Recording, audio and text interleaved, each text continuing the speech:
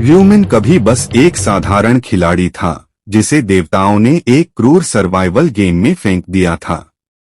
System ने उसे 100 जीवन दिए थे और वह बार बार मरता रहा, घातक मंजिलों पर चढ़ते हुए, जबकि उसके आसपास असंख्य लोग गिरते रहे। और 99वीं कोशिश पर वह आखिरकार सफल हुआ। अकेला और अजय वह अंतिम बॉस के द्वार पर खड़ा था, इस दुस्वप्न को खत्म करने के लिए तैयार। लेकिन जीत की बजाय उसे सबसे क्रूर मोड़ का सामना करना पड़ा। दरवाजा खोलने के लिए 5 खिलाड़ियों की जरूरत थी और वहां केवल वही अकेला बचा था। उसकी तुरंत मौत हो गई।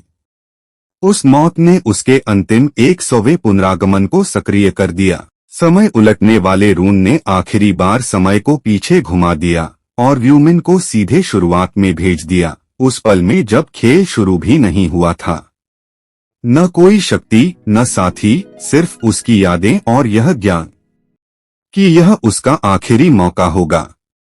अब नए साल की पूर्व संध्या पर अपने छोटे रूप में फंसा हुआ, उन सहपाठियों से घिरा हुआ जिन्होंने कभी उसे सताया और मजाक उड़ाया था, ल्यूमिन अब शिकार बनने का इरादा नहीं रखता। 100 जीवन कालों की लड़ाई और मौत से सीखी हर चीज के साथ वह तैयार है सही साथियों को जुटाने और सोचे समझे बदले के साथ खेल को चीरकर रख देने के लिए। इस बार वह केवल जीवित नहीं रहेगा, न ही फिर से मरेगा, वह उन देवताओं को भी पराजित करेगा जो इस शापित खेल का आयोजन करते हैं। अचानक एक अजीब आवाज गूंजती है। मानवों का मजाक उड़ाते हुए वह आवाज उन्हें मूर्ख कहती है जो अपनी ही अहमियत में डूबे हुए हैं, बिना यह जाने कि आगे क्या होने वाला है। हर कोई सन्न रह जाता है और आवाज की दिशा में दौड़ता है। वहां वे एक चमकदार औरत को देखते हैं जो आकाश से धीरे धीरे उतर रही है, फरिश्तों जैसी आभा के साथ। वह उन्हें ऐसे देखती है मानो वे कुछ भी न हो और मनुष्यों की तुलना पिंजरे में फंसे दयनीय बंदरों से करती है। लोग मंत्रमुग्ध होकर उसे देखते रहते हैं। कुछ सोचते हैं कि यह कोई हाईटेक होलोग्राम है, तो कुछ उसकी दिव्य सुंदरता पर मोहित हो जाते हैं। लेकिन मिन, जिसने यह दृश्य 99 बार देखा है, अब इसे शानदार से अधिक अपमानजनक मानता है। फरिश्तेनुमा औरत मुस्कुराती है, उसी तिरस्कार भरी नजर के साथ, और मनुष्यों का मजाक उड़ाती है कि वे इतनी आसानी से उस पर मोहित हो गए। भीड़ में से एक आदमी चिढ़कर उसे उड़ता हुआ रद्दी का टुकड़ा कह देता है। मिन तुरंत समझ जाता है कि इस आदमी ने अभी अभी अपनी मौत पर मुहर लगा दी है। और सचमुच उसका चेहरा खूनलाल चमकता है। वह गुस्से में उसकी गर्दन एक झटके में उड़ा देती है। खून की बौछार चारों ओर फैल जाती है, लोग डर से जम जाते हैं। अब वह सुग्रेसफुल फरिश्ता नहीं बल्कि निर्दयी जल्लाद बन चुकी है। वह बाकी सभी को चेतावनी देती है, जो भी उसके खिलाफ बोलेगा उसका अंजाम भी यही होगा। फिर वह उन्हें खेल के बारे में बताने लगती है। कुल 20 राउंड होंगे, हर महीने एक। उनकी आत्माएं दूसरी दुनिया में भेजी जाएंगी जहां उन्हें दिए गए मिशन को पूरा करना होगा। मिशन पूरा करने पर वे वास्तविकता में लौट आएंगे, लेकिन उसने साफ कर दिया कि यह जीवित रहने की गारंटी नहीं है। केवल आधे लोग ही जीवित बाहर निकल पाएंगे। 18 मिलियन लोगों को चुना गया है।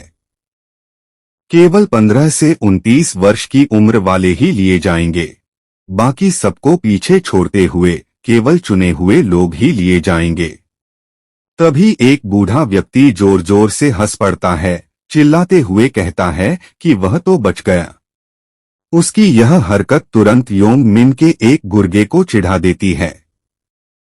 वह बूढ़े को कॉलर से पकड़ लेता है और लड़ाई शुरू करने की कोशिश करता है। योंग मिन तुरंत बीच में आता है और अपने आदमी को चुप करा देता है। वह उसे चेतावनी देता है कि अगर उसने हालात को समझने की कोशिश नहीं की तो यह उसके लिए सचमुच जानलेवा साबित होगा। तभी वह स्वर्गीय औरत घोषणा करती है कि 1.8 करोड़ 18 मिलियन लोग इस खेल में हिस्सा लेने वाले हैं और तुरंत ही टेलीपोर्टेशन प्रक्रिया शुरू कर देती है। हर कोई एक ऐसे स्थान पर पहुंच जाता है जहां वे एक दूसरे को देख नहीं सकते। वहां उन्हें आत्मा स्थानांतरण सोल ट्रांसफर से पहले अपना अवतार बनाने को कहा जाता है।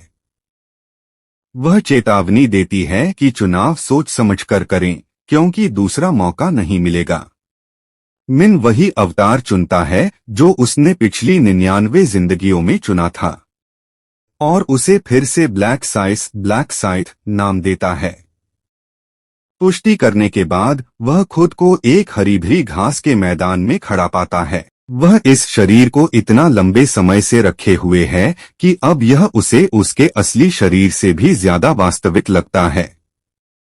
तभी बाकी प्रतिभागियों को भी टेलीपोर्ट कर दिया जाता है।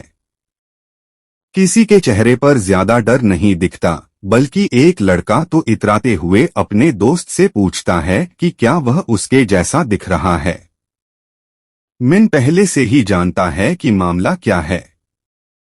सबने खुद को जितना संभव हो सके उतना आकर्षक और सुंदर बनाने की कोशिश की है, लेकिन अगर उनमें थोड़ा भी दिमाग होता तो जानते कि दिखावटी रूप बस उन्हें आसान शिकार बना देगा और एक बार जब वे मर जाएंगे तो हमेशा के लिए खत्म हो जाएंगे। मिन अभी सोच ही रहा था कि उसका पुराना बदमाश कहाँ है कि तभी योंग मिन प्रवेश करता है, एक चमचमाता बेहद मांसल शरीर दिखाते हुए। उसने फिर से सब कुछ झोंक दिया है, सबसे ताकतवर और भारी भरकम शरीर बनाने में।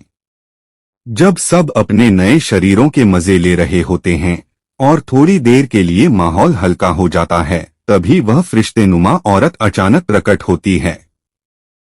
वह टिप्पणी करती है कि सब अपने अवतारों का आनंद लेते दिख रहे हैं, लेकिन उसकी मौजूदगी भर से माहौल बदल जाता है। खुशी की जगह तनाव और डर फैल जाता है। एक इंसान बोल पड़ता है कि यह भीड़ तो 1 मिलियन जैसी नहीं लगती। उसकी बात सुनकर वह स्वर्गीय औरत नाराज हो जाती है। वह कड़क आवाज में बताती है कि यह सिर्फ एक जगह है, बाकियों को अलग अलग समूहों में बांटा गया है जहां दूसरे फरिश्ते मौजूद हैं। पहले राउंड की शुरुआत से पहले वह उन्हें संक्षेप में निर्देश देती है कि वे अपने मन में एक स्टेटस विंडो की कल्पना करें। मिन तुरंत अपनी स्टेटस विंडो खोलता है और झुंझलाहट महसूस करता है, क्योंकि उसे पता है कि उसे फिर से शुरुआत से लेवल बढ़ाने होंगे। बाकी सभी भी अपने अपने पैनल देखते हैं। वह औरत बताती है कि वे अभी बस नवसीखिए नोब्स हैं, जैसा कि कोई भी साधारण गेमर समझ सकता था। वह कहती है कि उन्हें अब से मजबूत होना शुरू करना होगा और अगर वे किसी तरह सभी 20 लेवल पार कर लेते हैं तो न केवल जीवित बचेंगे। गॉब्लिन्स अचानक चारों ओर प्रकट होने लगते हैं, जिससे इंसानों को उच्च सतर्कता में रहना पड़ता है। यह माहौल ऐसा लगने लगता है जैसे किसी ने वर्चुअल रियलिटी को व्यावसायिक बना दिया हो और उन्हें सबको नए खेल के परीक्षण विषयों के रूप में पकड़ लिया गया हो। वह निर्दयी फरिश्तेनुमा औरत 10,000 गॉब्लिन्स की लहर छोड़ देती है, 5,000 असहाय और अनुभवहीन इंसानों के सामने, उन्हें लड़ने का आदेश देते हुए साफ नियत के साथ कि वे मरें। मिन शांत भाव से आगे बढ़ता है और राक्षसों की ओर कदम बढ़ाता है।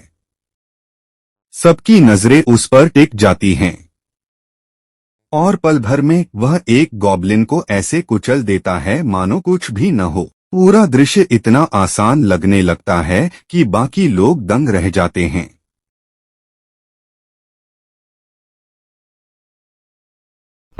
मिन जानता है कि पहला प्रभाव हमेशा याद रहता है और वह चाहता है कि सबको यह अच्छे से याद रहे कि वह कौन है। कारण बिल्कुल सीधा है। वह चाहता है कि कोई परेशानी करने वाला कीड़ा मकोड़ा के आसपास न फटे और इसके लिए जरूरी है कि वह सबको ताकत पर यकीन दिलाए। साथ वह उस फरिश्तेनुमा औरत का ध्यान और खींचना चाहता है। इन सभी मकसदों को एक साथ पूरा करने वह शानदार प्रदर्शन करता है कि देखने वाले सोचने लगते हैं कि क्या यह कोई गुप्त सैनिक कार्यक्रम से मिला हुआ एलिबाही। ऊपर से उसका नाम ब्लैक सिन भी सबको बहुत कूल लगता है। मीन की पेशेवरी लड़ाई को देखकर बाकी लोग भी उत्साही हो जाते हैं। वे सोचते हैं गॉब्लिन शायद सबसे कमजोर राक्षस है तो वे भी कोशिश करने लगते हैं, लेकिन जैसे ही वे घमंड में आने लगते हैं एक गॉब्लिन अचानक से एक इंसान को सीधा छुरा घोंप देता। तभी साफ हो जाता है कि यह कोई हल्का फुल्का लल्लू खल्लू ट्यूटोरियल नहीं बल्कि एक कठोर मुकाबला है। हर तरफ अफरा तफरी मच जाती है। मदद करने के बजाय सब अपनी जान बचाने के लिए भागते हैं। गॉब्लिन्स की भीड़ पर टूट पड़ते हैं और चारों ओर कत्लेआम शुरू हो जाता है। मिन जानता है कि उनके दिमाग में क्या चल रहा है। ज्यादातर लोग सोच रहे हैं कि यह बस एक खेल है, लेकिन वह जानता है कि जल्द ही उनकी जीवित रहने की प्रवृत्ति हावी हो जाएगी और तब वे बस भागेंगे बाकी को पीछे छोड़ते हुए। मिन खुद भी ऐसा ही भागा था। उसे यह समझने में पूरे 2 लाइफ लगे कि यहाँ राक्षस से भागने का कोई फायदा नहीं है। एक लड़की भागने की कोशिश करती है लेकिन सीधे एक अदृश्य दीवार से टकरा जाती। अब सबको साफ हो जाता है भागने का कोई रास्ता नहीं है, उन्हें लड़ना ही होगा। आधुनिक इंसान जिन्होंने कभी कीड़ा भी नहीं मारा था अब गॉब्लिन्स को मारने पर मजबूर थे, सिर्फ इसलिए कि वे जिंदा रह सके। उन्हें अपनी असली पहचान बदलनी पड़ रही। लोग एक एक करके मरने लगे और बचे हुए मदद की गुहार लगाते। इसी बीच वह निर्दयी फरिश्ता उस हत्याकांड का मजा ले रही है। उसे पता है कि गॉब्लिन्स भले ही अकेले में कमजोर लेकिन झुंड में और हथियारों के साथ वे डरावने राक्षस बन जाते। वह मीन में दिलचस्पी लेने लगती है, ठीक जैसा उसने चाहा था। वह झुलझुलाती है खिलाड़ियों की जानकारी सीधे नहीं देख सकती सिवाय उनके क्वेस्ट प्रगति के, लेकिन फिर भी ब्लैक साइज को देखकर उसे मजा आता है। मीन गॉब्लिन्स को बड़ी आसानी से काटता छाटता है जैसे वह बच्चों का खेल हो। उसका लक अब सिर्फ 1/4 बचा था और वह तेज हो जाता है निर्दयता से मारते हुए जब तक बाकी गॉब्लिन्स जान बचाकर भागने नहीं लगते। वह अपनी सांसें संभालता है और स्टेटस मेनू खोलता है। अब वह केवल लेवल 4 पर पहुंचकर हर बार लेवल बढ़ने पर 2 स्टेट पॉइंट्स थे। मीन सारे पॉइंट्स स्पीड पर लगाता है। उसे पता है कि इस खेल में स्पीड बढ़ाने से हमला करने और चलने की गति दोनों ही बढ़ते हैं और उसके पिछले अनुभव ने उसे सिखाया है कि शुरुआत में स्पीड से ज्यादा अहमियत कोई स्टेट की नहीं है। और अब वह सोचता है कि समय बर्बाद नहीं करना चाहिए। वह अपनी ब्लेड को फेंक देता है जो बूमरैंग की तरह लौटती है और कई राक्षसों को काट दे। बाकी गॉब्लिन्स डर कर जम जाते हैं। मीन उन्हें भी खत्म कर देता है और क्वेस्ट पूरा कर लेता है। पहला राउंड उसके लिए आसान रहा। अब वह सोचता है कि उसे ऐसा क्यों किया। असल वजह सिर्फ फरिश्ते का ध्यान खींचना नहीं था, वह दुनिया का पहला खिलाड़ी बनना चाहता था जिसने क्वेस्ट पूरा किया हो। एक सुनहरी क्वेस्ट विंडो प्रकट होती है, उसमें सिर्फ 10 मिनट 21 सेकंड में क्वेस्ट पूरा किया। पहला स्थान। मीन जानता है कि पहले 3 विजेताओं को खास इनाम मिलते हैं। पहला स्थान पाने पर उसे एक रेयर हथियार टिकट और वर्ल्ड मैप पर पहले स्थान के लिए एक यूनिक रिवॉर्ड बॉक्स मिलता है। वह प्लेयर मैप का इनाम खोलता है। कई हथियार विकल्पों में हैं। वह स्लेटी रंग के स्लेटों को चुनता है। एक शुरुआती स्तर का खंजर पुराने बेकार वाले को फेंक देता है। वह वर्ल्ड मैप का इनाम बाद के लिए बचा लेता है। स्टेटस मेनू में देखता है कि बाकी अभी भी गॉब्लिन से जूझ रहे हैं। मीन को नया टाइटल मिलता है लास्ट टाइम ट्रैवलर, जो उसे पिछले 99 जीवन में कभी नहीं मिला। वह उत्सुकता से अपना रून इस्तेमाल करता है और उसे रून ऑफ टाइम रिवर्सल मिलता है, लेकिन जैसे कि वह उसके शरीर पर अंकित होने लगता है सिस्टम चेतावनी देता है कि रून का अवशेष पहले से मौजूद है, इसलिए अंकन असफल हो गया। मीन को हैरानी नहीं होती। अगर यह काम कर जाता तो वह एक अनंत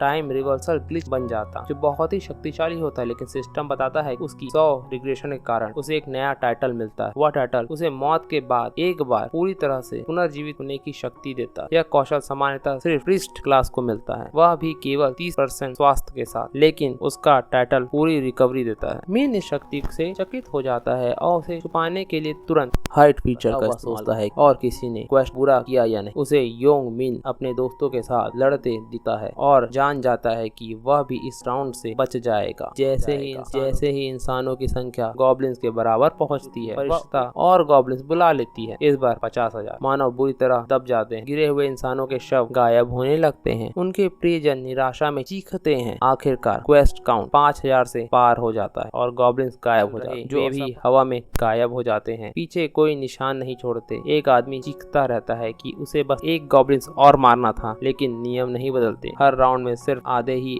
आगे बढ़ते हैं। बचे हुए भयभीत खड़े हैं। फरिश्ता कहता है कि उन्हें अपनी जिंदगी के लिए आभारी होना चाहिए और चेतावनी देती है कि अगर अगला राउंड पार करना है, कि अगर वे दूसरी बारी तक पहुंचना चाहते हैं कि तो उन्हें और मेहनत करनी होगी। उन्हें जाने से पहले सिस्टम उनके इनाम और लीडर बोर्ड दिखाता है। हर किसी को 1000 गोल्ड कॉइन मिलते हैं, जिन्हें वे केवल लेवल 10 पर पहुंचने के बाद आइटम खरीदने में इस्तेमाल कर सकते हैं। लीडर बोर्ड की वजह से अब हर कोई हमारे हीरो के बारे में जान जाता है, ठीक जैसे उसने योजना बनाई थी। उसका पहला स्थान एंजल का ध्यान खींच लेता है और वह उससे पूछती कि वह इतना शक्तिशाली कैसे हो गया, क्या उसे कोई असामान्य रून मिला है। ब्लैक साइड उसकी खिल्ली उड़ाते हुए पूछता है कि क्या वह देख नहीं सकती कि उसे कौन सा रून मिला है। यह सुनकर परी औरत तुरंत अपना रवैया बदल देती है और सब कुछ जानने का दावा करती है ताकि अपनी प्रतिष्ठा बनाए रख सके। मिन फिर परी से सवाल पूछने की अनुमति मांगता है और कहता है कि पहले स्थान आने पर जो इनाम उसे मिलता है वह उसके लिए बहुत कम है। यह सुनकर वह एंजल महिला क्रोधित हो जाती है। वह मिन से अपने शब्द दोहराने को कहती है और मिन बिना झिझके दोहराता है, जिससे वे और अधिक गुस्सा हो जाती है। वह तिलमिलाती हुई उठती है कि एक साधारण इंसान गॉब्लिन को हराने के बाद भी इनाम से असंतुष्ट कैसे हो सकता है। गुस्से में वह मिन का सर उड़ाने के बारे में सोचती है, लेकिन उसे याद आता है कि वह अपना यह घातक पत्ता पहले ही इस्तेमाल कर चुकी है और यह अधिकार केवल एक बार के लिए था। वह इस बात पर पछताती है कि इसे एक और इंसान पर उसने बर्बाद कर दिया। तभी उसके दिमाग में एक नया विचार आता है। वह मीन से पूछती है कि क्या उसे सच में बेहतर इनाम चाहिए। वह बताती है कि सामान्यतः नियम उसे ऐसा करने की अनुमति नहीं देता, लेकिन शायद वह एक अपवाद बना सकती है। वह बाकी इंसानों से इंतजार करने को कहती है क्योंकि उसे मिन से निजी तौर पर बात करनी। भीड़ में अफरा तफरी मच जाती है। लोग सोचने लगते हैं कि क्या इस खेल में सौदेबाजी करना आम बात है। कुछ लोग यह भी सोचने लगते हैं कि उन्हें भी उससे बेहतर इनाम मांगना चाहिए था। वे शक करने लगते हैं कि मिन को कितना अच्छा इनाम मिलने वाला है और कई लोग उसकी किस्मत से ईर्ष्या करने लगते हैं। मिन उस परी के पीछे जंगल में चला जाता है, लेकिन सावधानी से दूरी बनाए रखता है। वह नोटिस करती है कि मिन ऐसा कर रहा है और वह उसे पास आने की इजाजत देती है। अंदर ही अंदर वह इंसानों को कीड़े मकोड़े समझती है जो सिर्फ डांटे जाने पर ही आज्ञा मानते हैं, लेकिन इस बार वह अपने गुस्से को दबा देती है। उसे पता है कि वह गेम सिस्टम से छेड़छाड़ नहीं कर सकती क्योंकि उसे उच्च अस्तित्वों ने बनाया है। उसके चेहरे पर एक धृत मुस्कान फैल जाती है क्योंकि वह एक दुष्ट योजना बनाती। एक निश्चित जगह पर पहुंचने के बाद उसका इरादा मिन को मार डालने का होता है। उसे पता है कि निजी कारणों से किसी इंसान को मारना गंभीर समस्या पैदा कर सकता है। आखिरकार उसके पास ऐसा करने का अधिकार नहीं है और गेम में बाधा डालने पर उसे सजा भी मिल सकती है। किसी भी परिणाम से बचने के लिए उसे बस एक सुनिश्चित करना होगा कि इसका कोई गवाह न हो। लेकिन जब वह सुरक्षित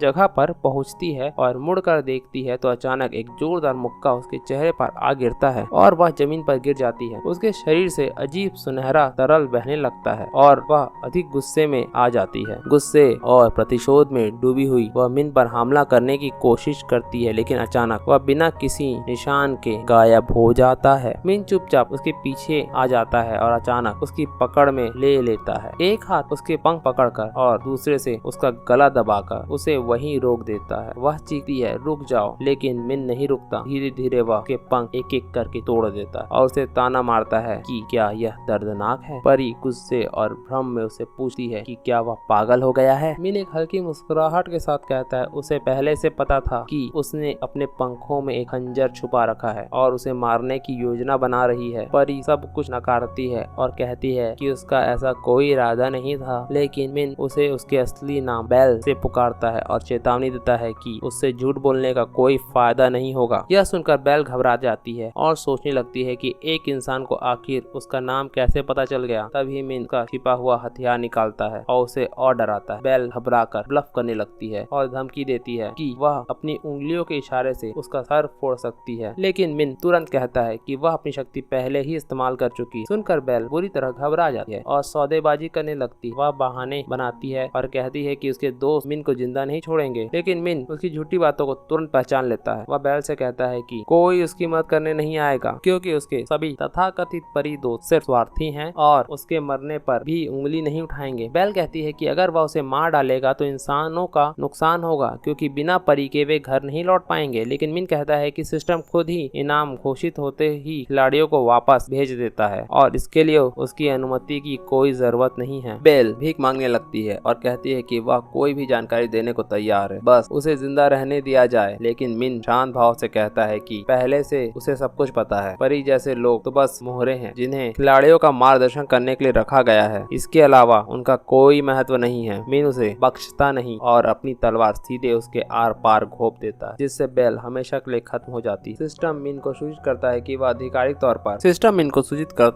आधिकारिक तौर पर पहली बार किसी परी को मारने वाला इंसान बन गया है। इसके लिए उसे फर्स्ट एंजल स्लेयर का खिताब मिलता है। इसके साथ ही उसे परी का खून और रून ऑफ स्लाटर भी मिलता है। असल में यह पहली बार नहीं था जब उसने ऐसा किया हो, लेकिन हर बार की तरह इस बार भी वह सबसे पहले परी को हराने वाला बनता है। रून उसके शरीर पर खुद आ जाती है और उसका नया खिताब अब उसे होली ऑर्डर के दुश्मनों से लड़ने के समय उसकी सारी क्षमताओं को दुगना कर देता है। उसकी पिछली पुनर्जन्म यात्राओं में उसे यह इनाम सिर्फ 13वें राउंड में परी से लड़ते समय पता चला था, और क्योंकि यह इनाम सिर्फ एक ही इंसान के लिए बनाया गया था, इसलिए सिस्टम उसे बहुत खास बनाया था। खिताब से दुगना शक्ति मिलने के अलावा उसे रून का बोनस भी मिलता है। इससे वह हर दुश्मन को मारने पर उसकी क्षमता 1% बढ़ जाती और वह 100% तक जमा हो सकती है। हालांकि अगला राउंड शुरू होते ही यह बोनस पूरी तरह रीसेट हो जाता है। मिन मुस्कुराता है और अपने हाथ में एक सुनहरी वस्तु उठाता है, परी का खून, जो असल में इस पूरे घर में उसका असली लक्ष्य आगे जाते हैं। तो यहाँ पर 30 डिफरेंट तरह के जॉब्स हैं और उन्हें बड़ी आसानी से चेंज किया जा सकता है। पहले तुमको एक आइटम खोजना होगा जो तुम्हें क्लास स्वैप करने में मदद करे। यूजुअली यह हंट के समय या फिर कुछ कंडीशनों के साथ मिल जाता है, परंतु इनके कुछ एक्सेप्शंस है। यहाँ आइटम्स है जिसे केवल एक पर्सन एक सही वातावरण, सही कंडीशन मिलने पर ही प्राप्त कर सकता है, और जो क्लासेस के द्वारा वो एकदम डिफरेंट लेवल पे होता है। हमें डिफरेंट क्लासेस दिखाई देती है, चिन्ह दिखाई देते हैं, कहीं पर मॉर्फ का और उसके नीचे भेड़, तलवार और अलग अलग तरह की बाकी क्लासेस है। Bonus status, class change, रूइन, skill options और अदर एवरीथिंग जो भी उस क्लास के अंदर मिलता है सब फ्लॉलेस होता है। इसके बावजूद मैं यहाँ दोबारा आ गया बिना आखिरी राउंड जीते। हमें हमारा हीरो दिखाया जाता है, वो अपनी इन्वेंट्री को घूर रहा है और सोच रहा है अब मुझे फर्स्ट प्लेस आना है सभी जोन में, और हमें दिखाया जाता है कि हीरो के सामने रिवॉर्ड की लिस्ट खुलती है। वह इनमें से किसी एक रिवॉर्ड को चुन सकता है। पहला है ट्रिपल XP बफ जो केवल दूसरे राउंड तक रहेगा। दूसरा है 2000 गोल्ड। तीसरा है information regarding second round. Singh सोचता है यहाँ सबसे ज्यादा इम्पोर्टेंट है लेवल 10 तक रीच करना, जहाँ मैं अपनी क्लास को चेंज कर सकता हूँ, और वह चुनता है ट्रिपल XP बफ। और जब यह बफ केवल सेकंड राउंड तक रहेगा, सिंह सोचता है यह मेरा आखिरी समय है, आखिरी बार है, मैं अब किसी तरह से भी इससे एस्केप नहीं कर सकता। और वह अपनी मुट्ठी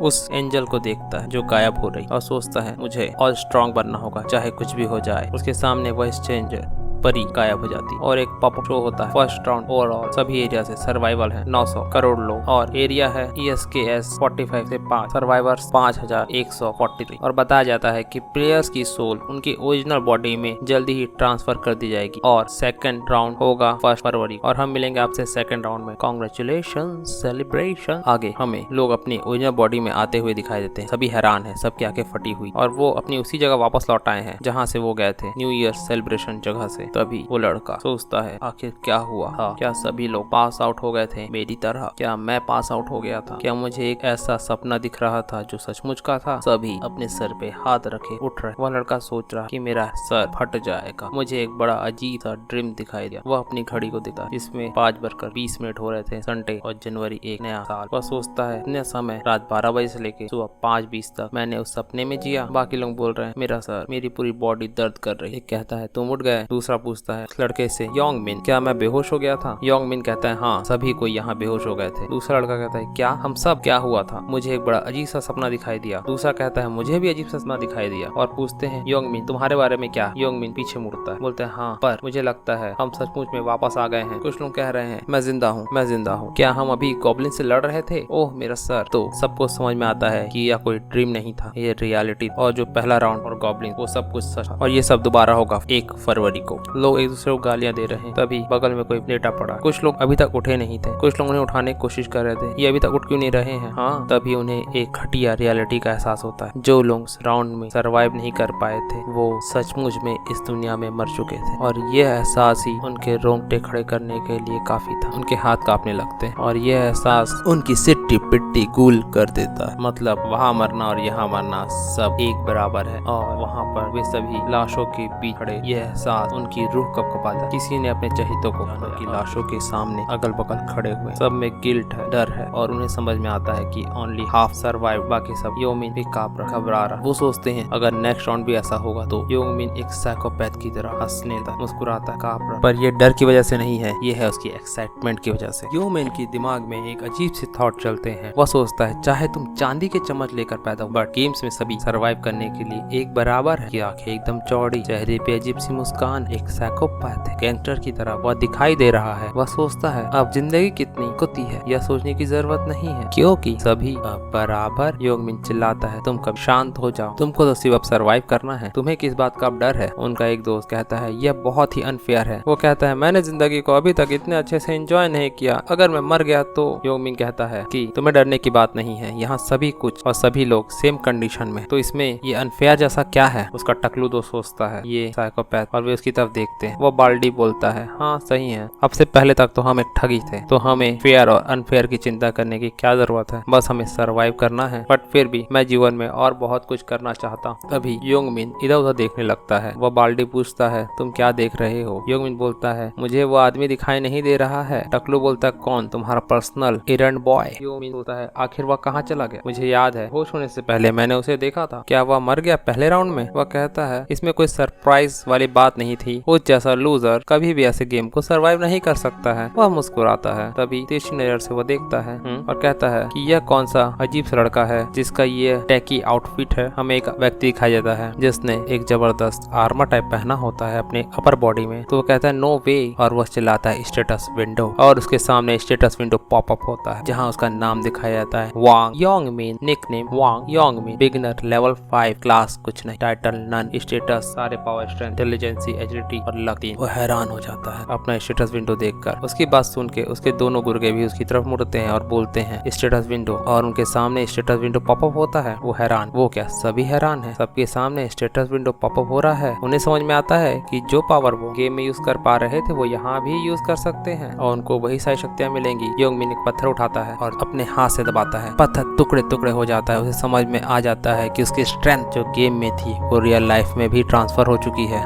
वो एक मुस्कुराता है, पत्थर के चूरे को हाथ से जाने देता है, कहता है this is awesome. News broadcast होता है आज सुबह समथिंग अनबिलीवेबल हुआ, लगभग 10,000 सिटीजन लॉस्ट अपना कॉन्शियसनेस और एक गेम में चले गए। चलिए हम उनका पहला वीडियो देखते हैं। उसमें वही परी दिखाई जाती है जो सिटीजन से बात करती है, उनकी भगदड़ दिखाई जाती है और इस घटना को नाम दिया जाता है मास पेंटिंग। न्यूज में ये घटना चल रही है और बताया जाता है ये सिर्फ हमारे कंट्री में ही नहीं, लगभग 128 कंट्रियों में भी हो रहा है। सोशल मीडिया का सबसे हॉट टॉपिक बन चुका है ये। कोई बंदा स्क्रॉल करते हुए देख रहा है और ये है हमारा हीरो मिन। वह कहता है आखिर ये फाइनली चालू हो गया, बट ये तो बस शुरुआत है, अभी तो मरने वालों की खबरें आना चालू होंगी। बट एक्चुअल प्रॉब्लम तो कुछ और है। अब सर्वाइवर्स को प्लेयर्स कहा जा रहा है और इनके नंबर्स को असेस्ट किया जा रहा है। मिन सोचता है असली बात तो ये है कि जो पावर आपके पास गेम्स में थी वह आप गेम से बाहर लेके अपने साथ आ पा रहे हो। हाई स्टेट वाले प्लेयर्स का इफेक्ट अभी तो इतना ज्यादा नहीं है, बट जैसे जैसे प्लेयर्स लेवल अप करेंगे वो एक बहुत ही बड़े ट्रांसेंडेंटल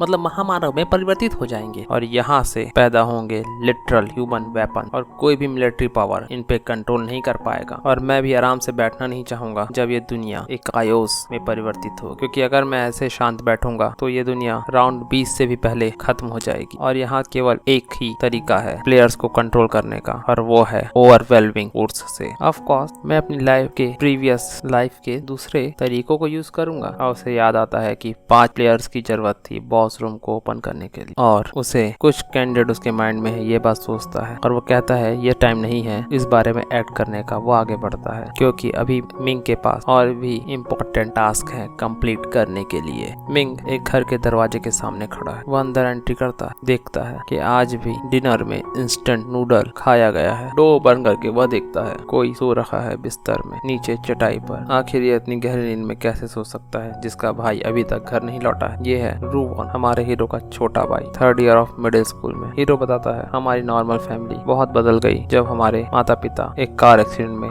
मारे गए और जो सबसे बड़ा परिवर्तन हुआ वह यह था कि मैं एक लौता गार्डियन बन गया अपने छोटे भाई का। हमें उसके भाई के हाथों में चोट के निशान, पीठ में चोट के निशान साफ दिख रहे। वह उसके बैंडेज को लगाता है और उसका भाई धीरे से आंखें खोलता है, कहता है भाई।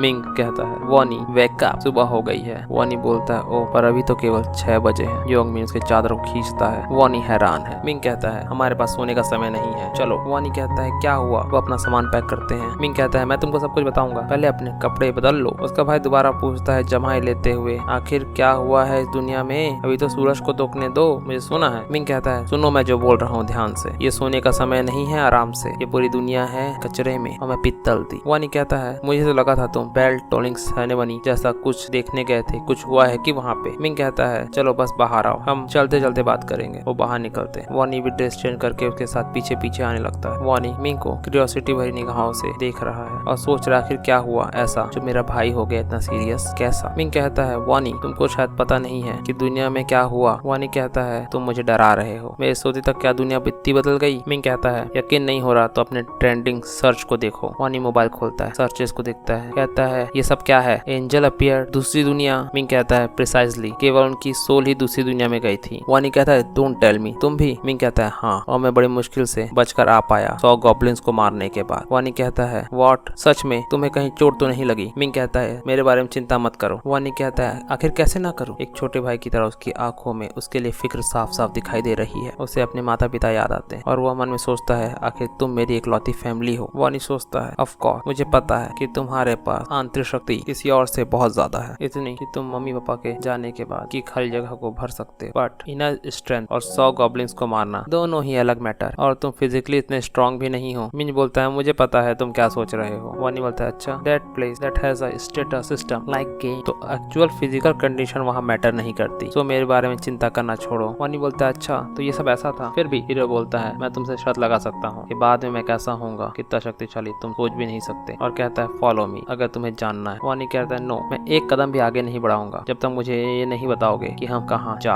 रहे हैं। मिंग उसके हाथ के घाव को देखता और कहता है बैंक अपने भाई से हम जा रहे हैं बैंक तेंग्यू गैंग के हेड से मिलने। ऐसा बोल हमारा हीरो अपनी तेज नीली नजरों से भाई की ओर देखता है। बैंक तेंग्यू तुम्हें परेशान कर रहा है ना? वॉन बोलता है बड़े भैया तुम्हें ये कैसे पता? वह हैरान है। वॉन बोलता है यू नो। उसकी बात बीच में काट हमारा हीरो बोलता है डैन तुम्हें क्या लगता है मुझे पता नहीं चलेगा? दोनों भाई एक दूसरे को देख रहे हैं। वॉनी थोड़ा सा परेशान है। वॉन सोचता है मन में मैं इस बात को इतना ऑब्वियस नहीं बनाना चाहता था कि मैं बुली हो रहा हूँ। उसकी आंखों में गिल्ट है कि मैं अपने भाई को शायद परेशान कर रहा हूँ या परेशानी में डाल रहा हूँ, क्योंकि मेरा बड़ा भाई पहले से ही बहुत सारी परेशानियों में है। वॉनी के चेहरे में गिल्ट साफ दिख रहा है, बट हमारा ये सोचता है मुझे माफ करना भाई, मुझे ये उस समय तक पता नहीं था जब तक मैं पिछली बार सबसे पहली बार पहला राउंड जीत के आया था। तब मैं अपने रूम में आके सो गया था और सिर्फ कुछ घंटे बाद तुमने मुझसे कहा कि भाई मैं थोड़ी देर बाहर से होकर आता हूँ, और मेरी नींद उस तेज बजते हुए फोन के रिंगटोन ने खोली। तब मुझे पता चला कि ये कॉल हॉस्पिटल से। हॉस्पिटल में जब मैं पहुंचा तो वहाँ मुझे पता चला कि तुम घर तो वापस आए लेकिन अंधे होकर, क्योंकि बैंक तेंग्यू ने तुम्हें इतनी बुरी तरह से मारा था और मैं कुछ नहीं कर पाया था क्योंकि मैं बहुत ज्यादा कमजोर और बेवकूफ था कि मैं अपने छोटे भाई को भी प्रोटेक्ट नहीं कर पाया। Sorry, I am sorry. ये हमारे हीरो के मन के ख्याल है जो उसने अपने पहले राउंड में पहले रिग्रेशन में सोचे थे, पर अब तुम्हें कोई भी परेशान नहीं कर पाएगा दोबारा, never ever again, no one. आगे दिखाया जाता है बैंक तेंग्यू के हाइड आउट। बाहर कुछ तेज मारने की आवाजें आ रही, लगता है अंदर कोई किसी को कूट रहा। एक लात, एक शरीर और कुछ गालियां। कमीनो, तुम सबको मैंने 2 लाख रुपए लाने के लिए कहा था, तुम उसे अब तक क्यों लेकर नहीं आए? एक मुर्गी के बालों वाला बंदा उंगली दिखाते हुए कुछ लोगों को बोल रहा है। वो मोटा बंदा करा रहा है और वो दूसरा बंदा बुली जो खुद एक मोटा है वो बोल रहा है तुम कमीनो, तुम्हें मैंने कहा था ना मुझे पैसे चाहिए तो चाहिए, मेरा पैसा इतने लागूंगे हो गए हो क्या? कोई रिप्लाई क्यों नहीं देते? और एक लात भड़ दोबारा। ये बंदा है बैंक तेंग्यू। उसके साथ ही सोच रहे हैं, उसके साथ ही आपस में बोल रहे हैं बैंक तेंग्यू बड़ा ही निर्दयी है, इसीलिए तो आसपास स्कूल के भी जो बड़े सीनियर्स हैं वह उसका कुछ नहीं बिगाड़ पाते और उसके सामने नतमस्तक हो जाते हैं, सर झुका दे। ये बात एक बॉब कट वाला बंदा बोल रहा। 2 और बंदे उसको घूर रहे और ये दोनों धीरे धीरे फुसफुसा रहे हैं। एक बंदा बोलता है चाहे कुछ भी हो जाए हमें तेंग्यू के आगे ज्यादा मस्ती नहीं करनी चाहिए। तेंग्यू बोलता है कमीनो कुत्तों, मुझे उन पैसों से एक मोटरसाइकिल खरीदनी, तुम लोग किसी काम के नहीं हो। उसके चेहरे में बड़ा ही फ्रस्ट्रेशन दिख रहा है, जैसे कि उसने इतनी मेहनत की और उसे पैसे नहीं मिले, भले ही वह दूसरों के पैसों पे पल रहा हो। बुल्ला बुल्ला। तेग्यू आगे बढ़ता है, उसके साथी थोड़े से हैरान है। वो कहता है क्या यहाँ कोई और तरीका नहीं है जहाँ से मुझे पैसे मिल सके? वो अपने साथियों से पूछता है। उसके साथी सोचते अच्छा कहीं से पैसे कैसे? तभी तेग्यू बोलता है हाँ मुझे एक मेथड याद आया। उसके साथी सोचे कौन सा मेथड? तभी बाल्डी बोलता है ओह यहाँ वो कमीना तुम्हारा गुलाम तेग्यू याद है? तेग्यू उसकी तरफ देखता है, दूसरे के चेहरे पे खुशी है। ये किसकी बातें कर रहे हैं? वो कर्ली हेयर्ड बंदा, तुम उसे कॉल क्यों नहीं करते? तेग्यू बोलता है वो दुष्ट युवान, क्या विडम्बना है, एक दुष्ट बेचारा सीधे साधे को दुष्ट बोलता है। तेग्यू बोलता है हाँ एक कुटिल स्माइल के साथ, मैं तो उसे कॉल करने वाला था। देखो कमीनापन उसके चेहरे पे साफ झलक रहा। उसे इस नए साल पे पीटना बच्चा है, मुझे उसे पीटना हो, हम उसी से मनी ले लेंगे, पैसे ले लेंगे। या वह बाल्डी बोलता है। तेग्यू के दोनों साथी बहुत खुश हो रहे हैं आपस में। दूसरा बोलता है हाँ ये काम कर जाएगा। तभी तेग्यू बोलता है हे वह कमीना बिल्कुल करीब है, उसके पास कुछ है नहीं। बाल्डी बोलता है क्या? तेग्यू बोलता है मेरे द्वारा कुटले मार खाने के बाद, कुत्तों की तरह पीटने के बाद वह बंदा एक पैसा नहीं ला पाया, वो किसी गरीब सी जगह पे रहता है। वो टकला बंदा बोलता है तो क्या करे, कौन सा तरीका इस्तेमाल करे? तेग्यू बताता है कि उसके तो माता पिता भी नहीं है, वो अपने बड़े भाई के साथ रहता है। तभी तेग्यू की आंखें चौड़ी हो गई हैं कुछ देखकर। वो बाल्डी बोलता है तेग्यू क्या हुआ? उसके दोनों साथी पीछे मुड़ के देखते हैं, वो भी हैरान है क्या? और हमें दिखाई देता है वानी अपने भाई हमारे हीरो मिंग के साथ वहाँ खड़ा है। मिंग एकदम हीरो की तरह एंट्री ले रहा है। तेग्यू बोलता है उसके दोनों साथी भी खुश हो गए हैं। तेग्यू बोलता है शैतान का नाम लिया और शैतान हाजिर। पता नहीं वो अपने बारे में क्यों बता रहा है, वैसे वो बात सही करता है बट यहाँ शैतान में।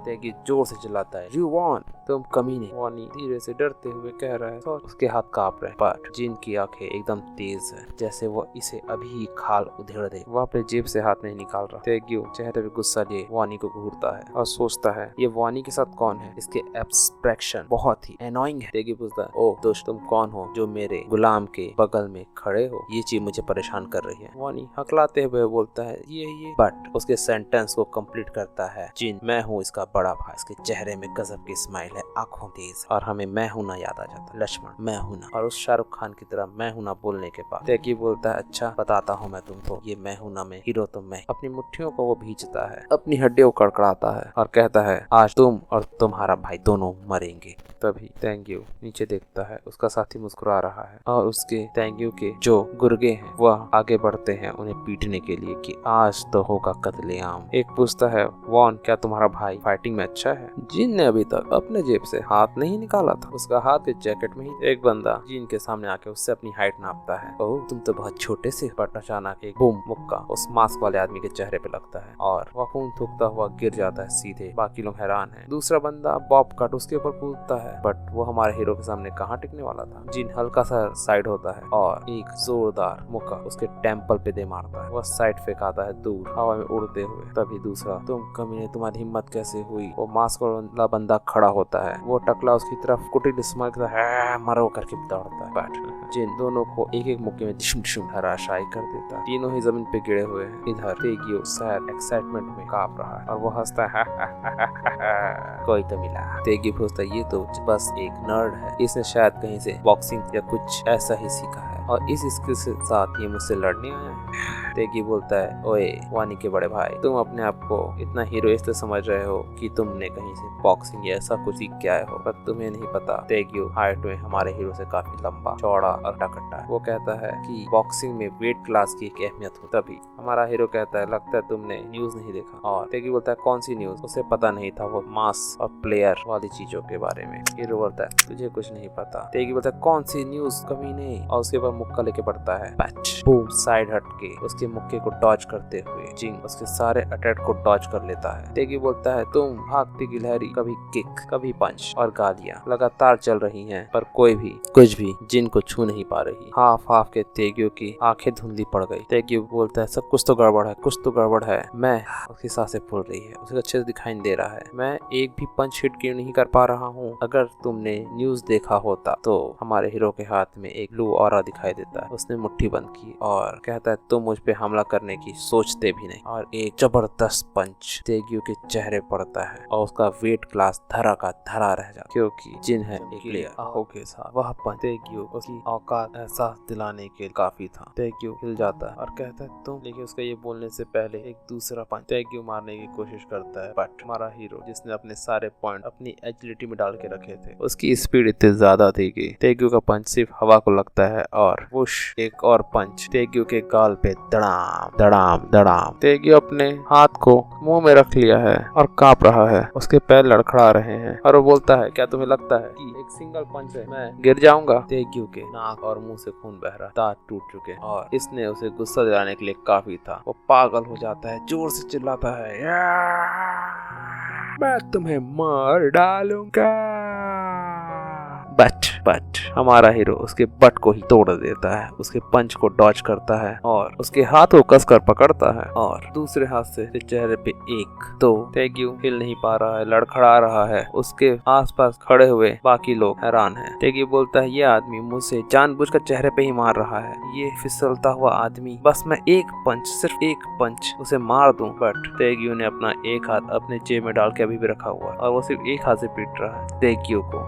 तेगियो जिन की तरफ तेजी से उछलते हुए पड़ता है, बट तेगियो बोलता है प्लीज एक बार पड़ जाए, लेकिन जिन वहाँ से गायब है। एक पैर तेगियो के मुंह पर दन और तेगियो उछलते हुए दूर जा गिरता है। हमारा हीरो बोलता है बैन तेगियो। तेगियो के दांत टूट गए हैं, मुंह से खून और लार बह रहा है दोनों, उसके शरीर कांप रहे हैं, आंखों में अच्छे से दिखाई नहीं दे रहा है, सिर्फ उसे सुनाई दे रहा है, वो भी दर्द में है। जिन बोलता है क्या ये बहुत दर्द कर रहा है? हमारा हीरो उसे एहसास दिलाना चाहता है कि जो तुमने किया वो सही नहीं है, बट क्योंकि ये 99 बार हो चुका है, इसलिए हमारे हीरो को पता है कि even after regression so many time मैं अपने भाई के उस दर्द को भूल ही नहीं पाता, मैं दोबारा उस जैसी घटिया फीलिंग को महसूस नहीं करना चाहता। ये सभी ख्याल जिन के मन में चल रहे हैं। तेगियो गिरा पड़ा हुआ है, बोल रहा है हारते हुए मेरे करीब मत आओ, मेरे करीब मत आओ। तेगियो बोलता है प्लीज रुक जाओ। तेगियो का एक हाथ से गर्दन पे है, दूसरे हाथ से वो नहीं कर रहा है, बट जिन उसके पास आता है, उसके हाथ को पकड़ता है और कहता है तो तुम्हें मेरे भाई के साथ नहीं लगना चाहिए था, और उसके हाथ को उंगलियों को बुरी तरह तोड़ देता है। वह रूम तेगियो की चीखों से भर जाता है, उसकी सारी उंगलियां टूटी हुई, सिर्फ अंगूठा ही सलामत है।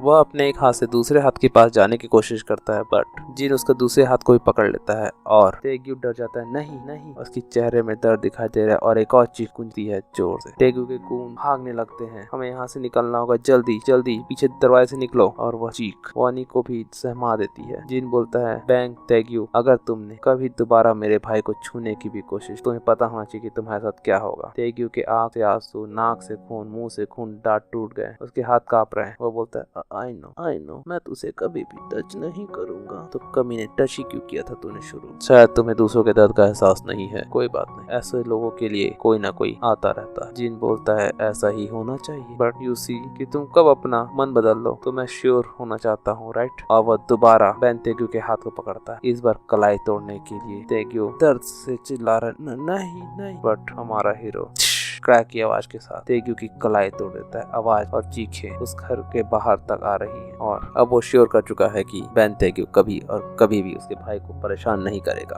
आगे हमें दिखाया जाता है वानी अपने भाई को अप्रोच करने की कोशिश कर रहा है, दोनों सड़कों पे चल रहे हैं। वानी बोलता है भाई आखिर तुमने अभी वो कैसे किया? जिन बोलता है क्या तुमने वो आर्टिकल अच्छे से पढ़ा था कि प्लेयर्स अपनी एबिलिटी रियल वर्ल्ड में भी यूज कर सकते हैं? वानी ने पढ़ा था, पर वो पूछता है आखिर कैसे? तब जिन दिखाता है ऐसे, और उसके सामने हमारा हीरो अपने भाई को दिखाता है उस गोल्डन रोशनी के बीच अपनी इन्वेंटरी से खंजर को पकड़। वानी हैरान आश्चर्य की आंखें बड़ी बड़ी हो जाती और बोलता है तुम 3 ईयर से एक चाकू कैसे प्रकट कर सकते हो?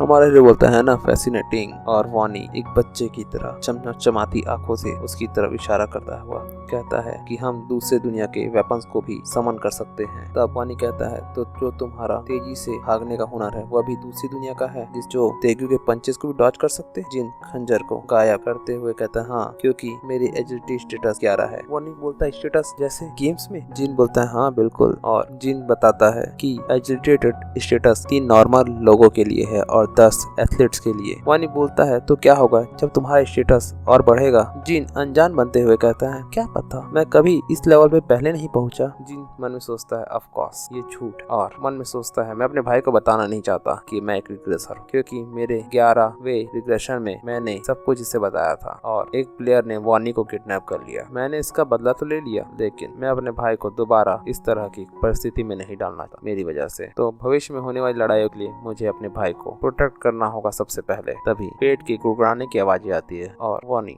नीचे देखता है। जिन बोलता है, वानी क्या तुम कन्वीनियंस स्टोर से ब्रेकफास्ट करना चाहते हो? और वानी कहता है यस। आगे दोनों ही 24/7 के बाहर खड़े हैं। वानी कहता है, तुम कहाँ जा रहे हो? इंस्टेंट नूडल तो वहाँ है। जिन एटीएम के सामने खड़ा है और कहता है, रुको एक सेकंड। जिन एटीएम कार्ड डालता है और मन में सोचता है, मेरे बचे हुए प्यारे सेविंग जो टोटल 133 लाख है, उससे 33,000 रुपए मैं निकालता हूँ। वानी बोलता है, इतना सारा पैसा तुम क्यों निकाल रहे हो? हीरो कहता है, क्योंकि मुझे इसे किसी दूसरी जगह पे यूज करना है। वानी कहता है, क्यों ना हम यहाँ से कुछ चुन ले? जिन कहता है वानी को, बट वानी बोलता है, यहाँ से? यहाँ सब कुछ है बहुत ज्यादा महंगा, सभी 5,000 से ऊपर है, यहाँ से हम क्या चुनेंगे? जिन बोलता है, कोई बात नहीं, तुम जितना चाहो उतना खा सकते हो। आज ये नया साल है और हम इंस्टेंट नूडल तो नहीं खाएंगे। वानी कहता है, बट अगर हम ये खा लेंगे तो हमारे बाकी एक्सपेंसेस के लिए पैसे कहाँ से आएंगे? जिन बोलता है, जल्दी से चुनो, तुम टेंशन मत लो। वानी कहता है, अगर ऐसा है तो? वानी कहता है, तो चलो जल्दी से चिकन बटर खाते हैं और तंदूरी नान के साथ, उसके साथ थोड़ी बिरयानी। और मैं इसे कब से ट्राई करना चाहता था, मुझे पक्का यकीन है ये डिलीशियस होगा। वानी की आंखों के सामने एकदम चमक है और उसकी इस खुशी को देखकर जिन काफी सेटिस्फाइड है। जिन बोलता है कि हम प्रॉपर रेस्टोरेंट चलते हैं और तुम जो भी खाना है, जितना खाना है, बड़े आराम से खा लो, क्या बोलते हो? वानी कहता है, हम वो एफोर्ड नहीं कर सकते, मैं इसी से खुश हूँ, वो कितना भला बच्चा है। जिन मन में सोचता है, बस कुछ दिन और मेरे भाई, कुछ दिन और, फिर तुम जितना और जो खाना चाहते हो मैं तुम्हें सब दिलवाऊंगा। आगे पनीर बटर मसाला को चावल में बिरयानी में रखकर वानी बड़े चाव से खाता है और ऐसे खुश होता है जिससे पूछो मत। इसको खाता देख के मेरे भी मुंह से लार निकल गया। ओह। आगे वानी बहुत टेस्टी कहता है। जिन उसे देख के खुश हो रहा है। वानी उसे थैंक यू बोलता है और कहता है, तुम कहीं और जा रहे हो भाई? जिन कुर्सी से उठता है और बोलता है, यहीं रुको। फिर जिन एक मार्कर और खूब सारे लॉटरी टिकट लेकर आता है। वानी बोलता है, तुमने शायद सारे पैसे निकाल लिए, सब कुछ लॉटरी टिकट के लिए? वहाँ उसे नोटो कहते हैं। जिन कहता है, हाँ। वानी बोलता है, आखिर तुम्हें इतने सारे कहाँ से निकाले अब, और ये कितने हैं? जिन बोलता है, ये 20 है। वानी कहता है, क्या तुमने सारे के सारे 1 लाख रुपए टिकट्स पे खर्च कर दिए? क्योंकि एक टिकट 5,000 का था। तुम्हें लगता है तुम जीत पाओगे? जिन कहता है, तुम्हें पता चल जाएगा, बस देखो। और वानी देखता है कि भाई आखिर कर क्या रहे हो तुम। तभी जिन सबको मार करता रहता है, दन दन दन दन दन दन दन दन दन। अब वानी बोलता है कि तुम सबको मार क्यों कर रहे हो? वाई? तुमने मुझसे पूछा ना वाई? क्योंकि ये सभी विनिंग नंबर्स हैं। देखते हैं क्या जिन जीत पाएगा और अपने भाई को और भी बटर चिकन और बिरयानी खिला पाएगा, वो भी बारबेक्यू जगह पर। उसका भाई और कितना खुश होता है। जानने के लिए हमारे साथ बने रहे 100th रिग्रेशन के अगले एपिसोड्स में। Subscribe. See you next time.